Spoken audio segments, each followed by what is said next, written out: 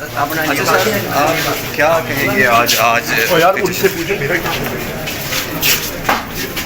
Madam क्या कहेंगे? Madam आज आप क्या कहेंगी कि अल्लाह का 6 मिनट अल्लाह का बाद आप लोग पर लेट है। अल्लाह के मैडम क्या कहेंगे? एक मिनट ना ना ना मैडम आज जमानत मंजूर हुई, क्या कहेंगे? क्या कहेंगे आज आप? मैडम साहब आप बताइएगा कि आज 2 मुकदमात में आपने मेरा ख्याल है सभी आप के जवाब दे दें या दे दें।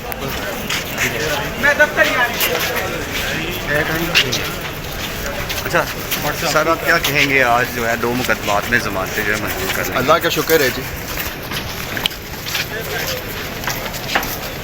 सर आपको कहीं ये तो लगता है दूसरे मुकदमात में भी नामजद ना कर दिया जाए? अल्लाह ना करे जी, इंशाल्लाह हमारी उम्मीद है कि बस अब घर ही आएंगे।